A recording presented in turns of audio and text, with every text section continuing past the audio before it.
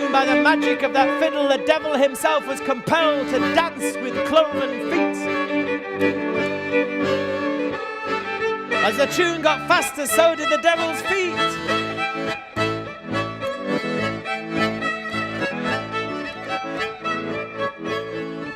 Soon the devil was crying out in pain as his feet got hotter and hotter, dancing on the floor of hell, until he shouted out, "Stop!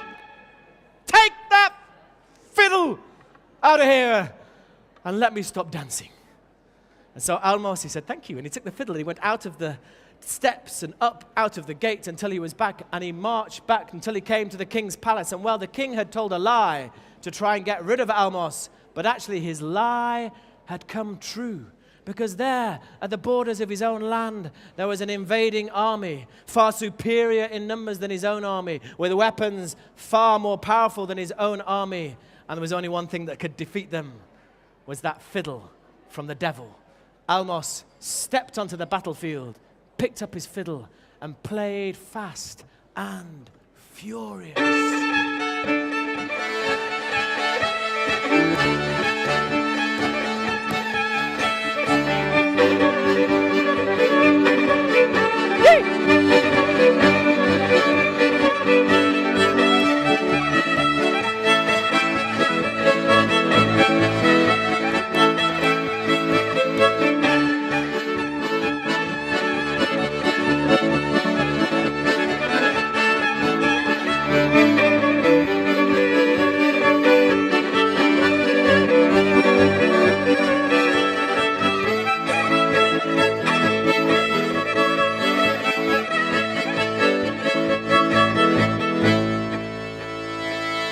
And the army was gone, and the king turned to Almos, and now his heart had softened. He could see this was a young man fit to marry his daughter, and he gave his consent. There was a wedding. It was a fine wedding. I wish you all could have been here. And there was a fine wedding party afterwards. It was loud and luscious and lascivious.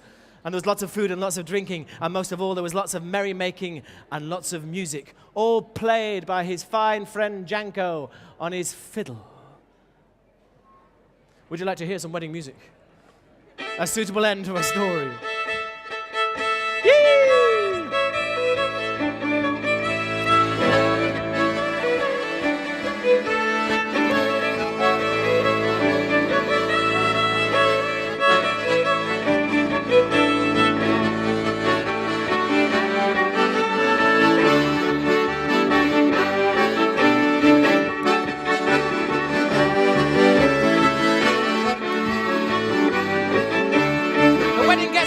Parts of their body. I don't know which parts. They tap their toes.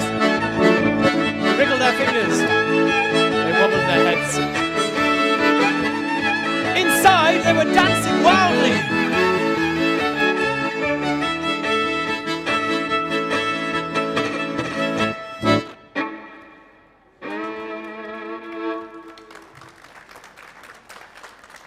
Thank you very much, Fiona and Eddie, in Hungarian style. Well, we're going to move a little onwards. We're going to go across to the British Isles, to Scotland. We couldn't do a show about fiddles and fiddling stories without going to Scotland. We're going to go right to the top of Scotland, to the Shetland Isles, where many young folk play the fiddle and where they have a particular style of Shetland fiddle playing that is recognized throughout the world. And they also have a particular style of storytelling about the other folk, about the trows. Anybody heard of the trows? I'm not talking about these trows. I'm talking about the trowies, halfway between the Irish fairies and the Scandinavian trolls. They live underground, and they love dancing, and they love a tune, and they have a time all of their own. So let's hear a Shetland tune to take us away on another Fiddeling Tale.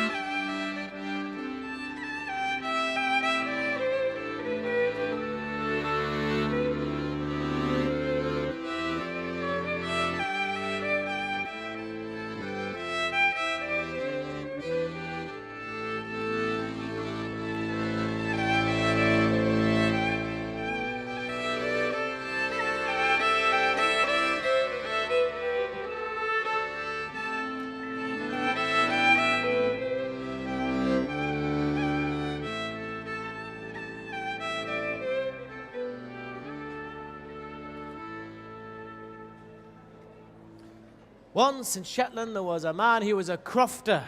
His name was Willie Clark. He fished, and he farmed, and he played the fiddle.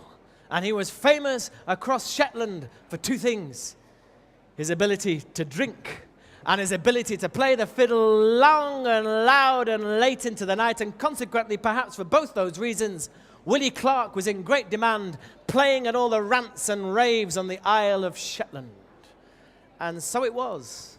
One autumn's night, after playing at a party, he was heading back home, wobbling his way across the land. It wasn't the length of the road, it was the width of the road that took the time until he came eventually to a hill. Well, really, they don't have hills. In Shetland, they have mounds. He came to a mound, and that mound was known as the Now. And that Now was associated with the other folk, with the people that lived underneath the ground. And as he stumbled across that mound, first of all, he felt a tingling and a trembling in his feet. And then he heard the first strands of a magical, mystical music, and his heart began to flutter. He carried on walking, and there he saw the first chinks of light, as if coming out of the hill itself. And he followed the sight, and he followed the sound.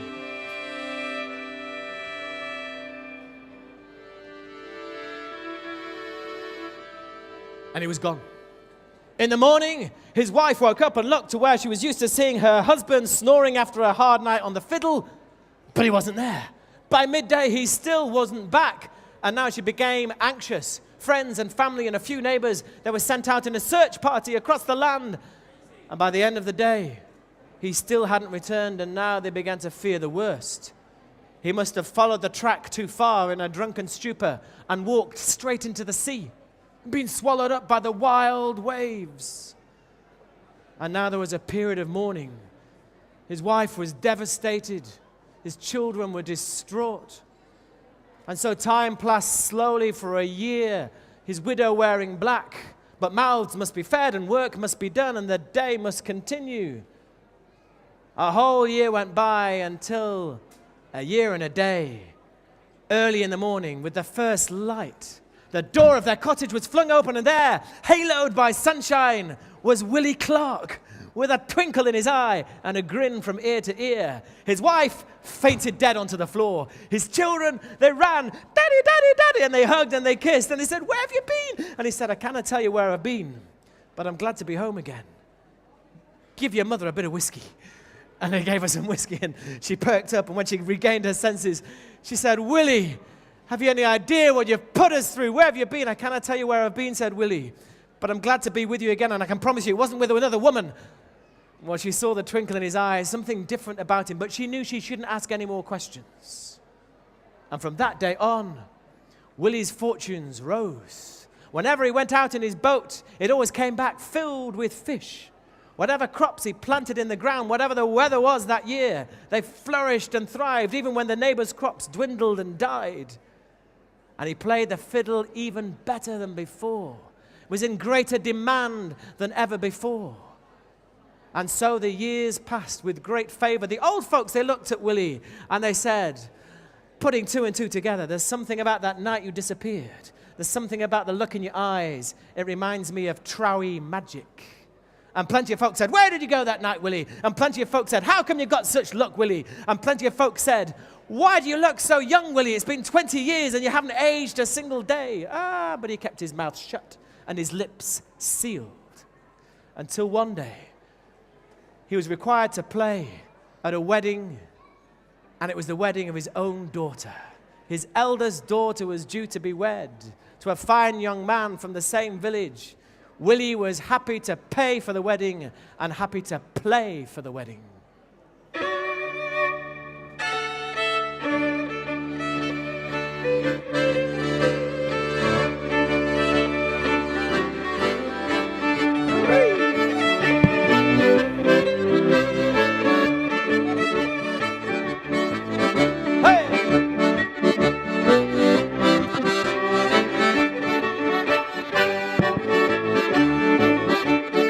They were dancing all around.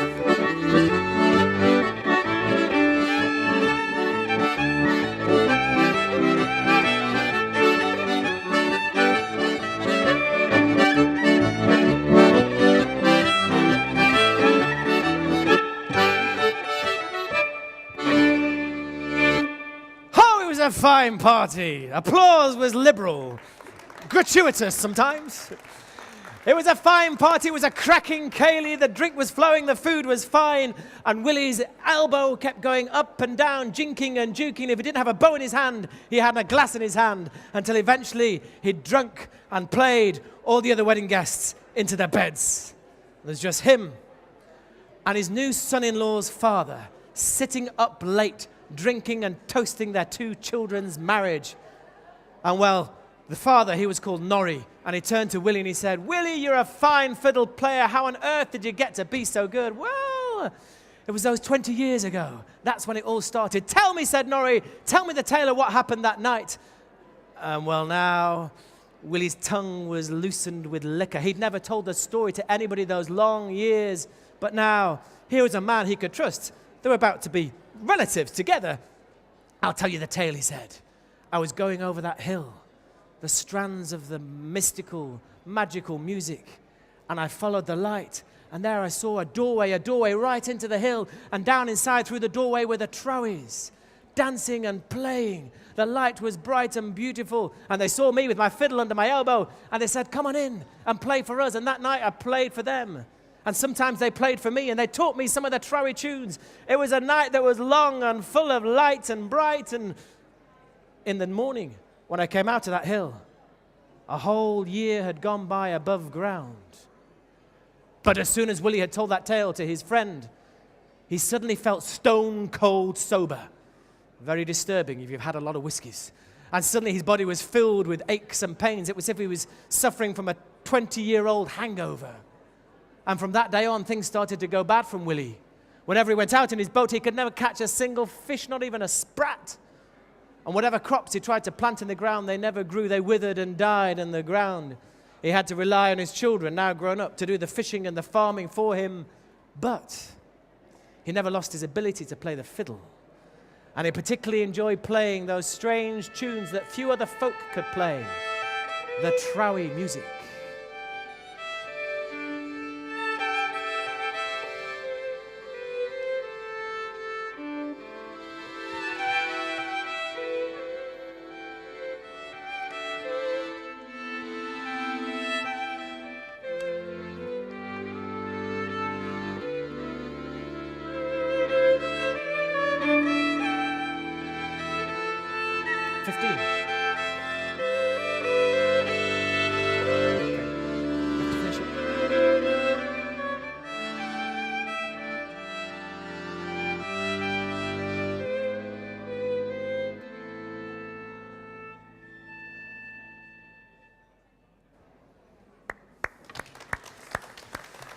A Shetland tune and a Shetland story. And well, it's not that far, really.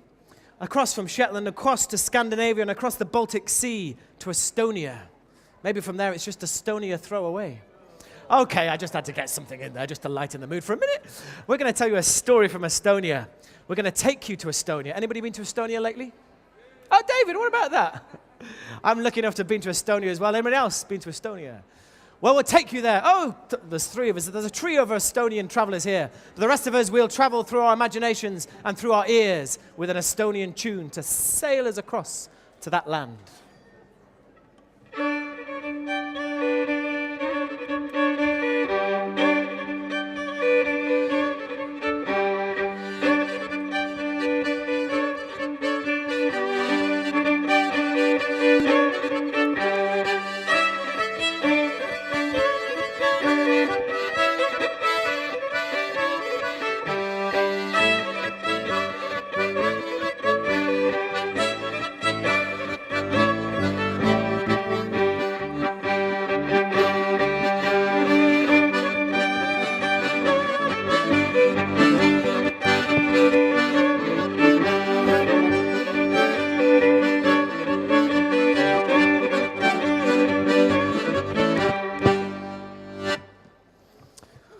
Once in Estonia there was a farmer, a man who lived on a farm. It was good land and he could grow crops, root crops, carrots and potatoes and beetroots most particularly. And he'd inherited the farm from his family, and he'd also inherited their love of the land. And he tended it with care, and he tilled it carefully. Each day from the beginning of the sunrise until the sunset in the evening, he was out on the land. And it could have been a story of happily ever after right there and right now. But one year, a terrible year, the dark shadow of war fell across the land of Estonia. And like all the young men in the land, this young farmer was conscripted into the army and sent out to fight a foreign foe. And those years were long, and those years were bloody. There was loss of life on both sides. Many young men sent to an early grave. But in between the battles, the young man had taken with him a fiddle given to him by his father. And in the breaks between fighting, he taught himself how to play that fiddle, and despite his fat farming fingers, he began to play the fiddle extremely well.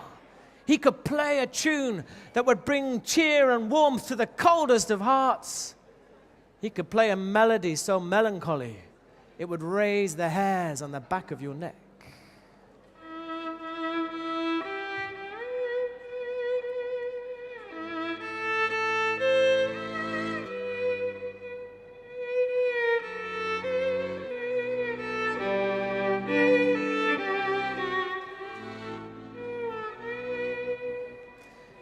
But eventually the war came to an end. Those survivors from the army, they made their way back to their homes in Estonia. The young farmer came back to his farm, only to find, after several years of fighting for his land and country, and even being on the winning side, his farm had been confiscated by the state, and now was requisitioned even, to have trees and timber grown on it. And now he had no land and no way to make a living, but now he had a skill. He could play the fiddle.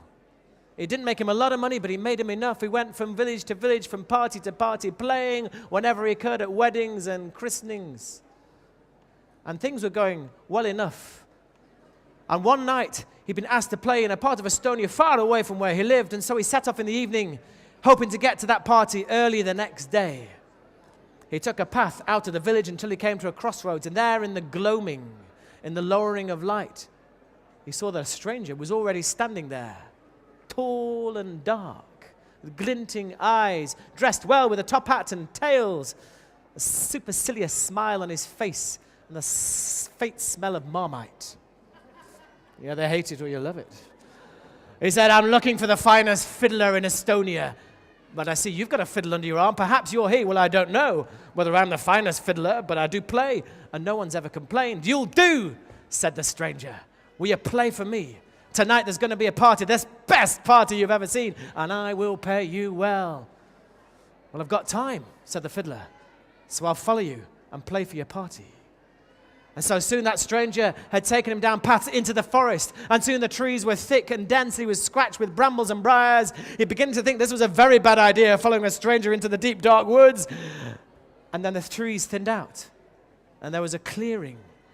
And in the clearing, there was a mansion of dark stone and a gate of gold. The stranger took a key and opened the gate and ushered the fiddler inside, and there was an ornate ballroom. On the sides of the room were tables filled with mountains of food and bottles of wine. There was a candelabra hanging down from the ceiling, and there a dance floor of black, polished marble. "Play," said the stranger. "But there's nobody here," said the fiddler. "Play, and they will come."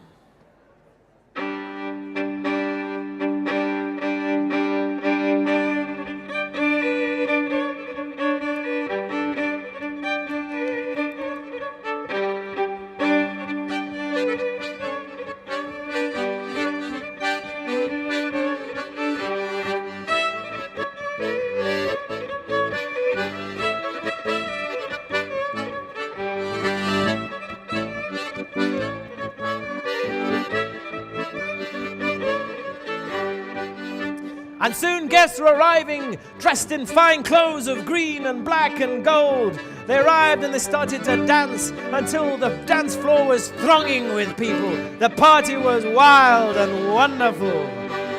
But as the fiddler played, he noticed something strange. Each guest that arrived, they went to the side by the door, and there was a stone basin, and they dipped their hands into the stone basin and they wiped their eyes with the liquid that was inside. And they began dancing, and so the fiddler, he managed to edge himself towards that basin and with his bow hand scoop a little of the water onto his right eye. And then closing his left, a very different scene came into vision. That dark hall, that mansion, was a cave with green moss and algae and green ooze dripping down. The tables on the side of the cave were filled with rotting meat mingled with maggots. The bottles were oozing out a thick red blood. And those guests in their finery were demons and devils, skin of scales, horns on their heads, tails swishing behind them as they danced their fiendish dances. And there was the stranger, the host of the house, the devil himself, with horns coming out the top of his head and moving around behind until it came to a point in front of his mouth. His tongue was a slug.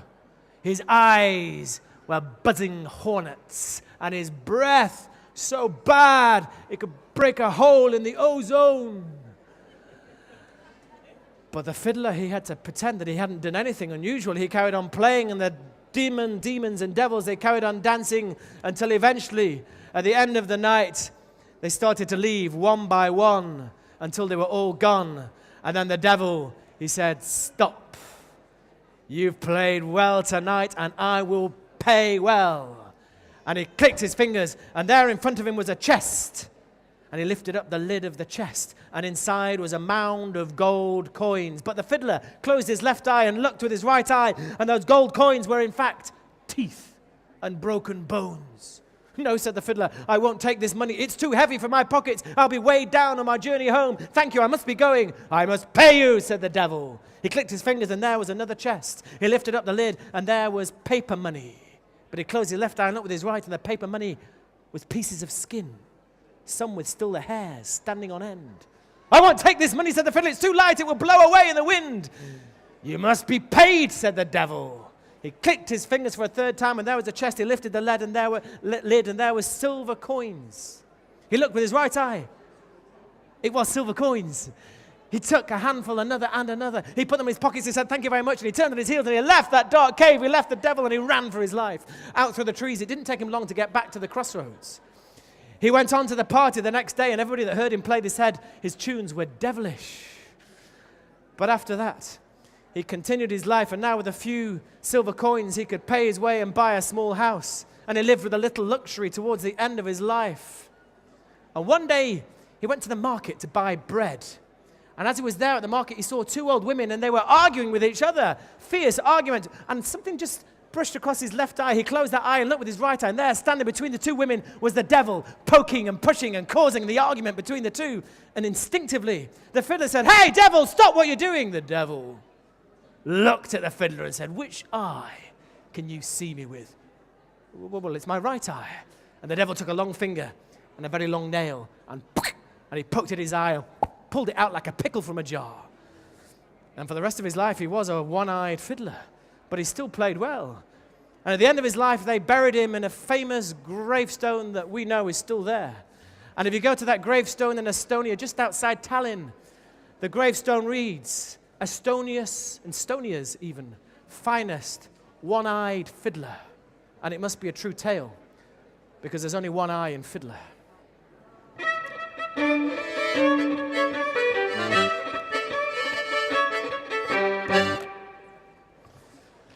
Thank you very much. We've just got time, I think, for one and a shortish story. So thank you very much for listening to Fiddeling Tales. We've got one story. We've stayed on this side of the Atlantic for all the stories. Who's been here from the beginning, just to check in? Who was here when we had stories from Mongolia, and then stories from Hungary, and then stories from Scotland and Shetland, and stories, as you've just heard, from Estonia? Good, thank you. And if you just arrived, welcome. We're going to give you one last story from across the Atlantic, from the southern states of America, from Louisiana. They've got a fine fiddling style that they took the fiddles over from Europe and took it upon themselves to make their own fine-time, old-time foot-stomping music. Let's have a little music from Louisiana.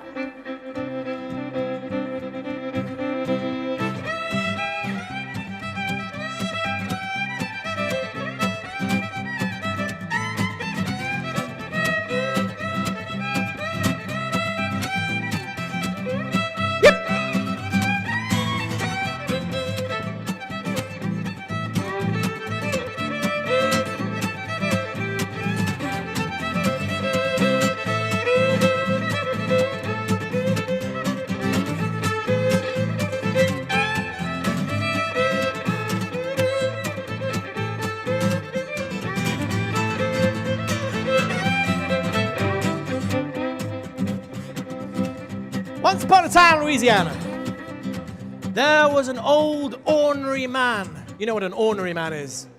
You know what ornery is? We need to know what ornery is for this story. Don't worry, you don't know ornery. Ornery, he was a mean-spirited, he was a cantankerous, he was an argumentative and a disagreeable man altogether. Can you pull a face to just show me how disagreeable he is? You do that beautifully well. He had a little red hat on the top of his head. He couldn't even afford to pay for a full-size hat. Just a tiny little hat. That's how mean-spirited he was. He was a man who loved to sit on his porch and rocking in his chair. And if he saw any kids around, he said, "Bah, kids, get out of here. I don't like kids." If it was Christmas Day, he said, "Bah, I don't like Christmas. Get out of here." But most of all, he was mean-spirited and cantankerous to his poor, long-suffering wife. He would say, "This food is too cold or too hot. You woke me up too early, too late. Why didn't you push my rocking chair?" And he was so mean, and he was so old, and he was so ornery that his wife, her life was a misery. The only good thing was he was getting older. And he got older, and maybe because he was so mean-spirited on the inside, his body began to get frail quicker than ordinary bodies. And he was looking around, finding things to complain about. "Those cupcakes!" Well, I won't say what they are because I don't want to put the customers off. But he had mean things to say about the cupcakes. And he was just sitting. He had a favorite phrase, which I want to teach you. His favorite phrase was this: "That dog don't hunt." It's a phrase they use in Louisiana. That dog don't hunt. It kind of means if there's something not working as it's supposed to work, if it's something he doesn't like, he would go, "That dog don't hunt." Call that a jumper. "That dog don't hunt." Well, one day he was rocking on his porch, he was complaining about this, and "That dog don't hunt." His heart stopped. His head fell, and he was dead. Well, there wasn't many people who were complaining about that, and there was a few people who cheered about that, and there wasn't many who came to the funeral. And while it was a quick funeral with few words, you didn't speak ill of the dead, but there was nothing much you could say that was good about him. And so when he was safely in his ground, his widow, she went back to the house, and just as she looked up on the porch, the rocking chair was rocking, and there he was! Dead Aaron! Sat on the chair and rocking away, and he was still moaning and still complaining and still rocking. He said, "Give me some lemonade, get it quick." And there he was rocking, and the wife was terrified. This was a terrible state of affairs. And after a few days, not only was he rocking and playing, he was stinky. He was really smelling bad. And at the end of the week, he was stiff. And the wife, she had to push him even harder as he was stiff in the rocking chair. And he's still complaining and still rocking. Until the wife, poor wife, she didn't know what was going to do, and now bits of flesh were falling off him. And now he was a decomposing body rocking on the chair, and what will the neighbors think about this? And eventually his flesh fell from his bones. The sun bleached those bones. There he was, a skeleton, rocking in the rocking chair, still moaning, still complaining, still rocking. And she thought, what am I going to do about this? There was a fiddler in the story. We need one of those.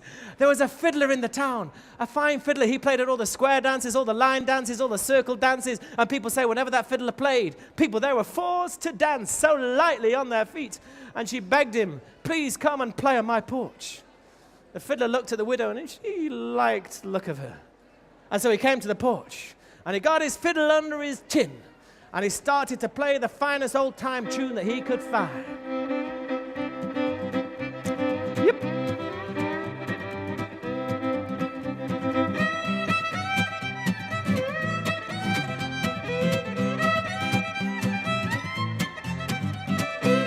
Well, the tune was going well, and the rocking chair was rocking backwards and forwards, and pretty soon the skeleton that was in the rocking chair had started to lift up on its feet. And it just couldn't help itself. The bony old skeleton of dead Aaron, it started to dance to that fine time tunes. Soon, he was rocking and rolling and shaking. You're gonna see me without my flesh. He was dancing up and down, and his bones were rattling, and pretty soon they were rattling so fast that he started to shake to pieces. His skull rattled and rolled until he went back to the grave, but he kept dancing. Until his spine rattled and rolled, and all the vertebrae, they went back, and the ribs too, they went back to the grave, but he still kept dancing his legs.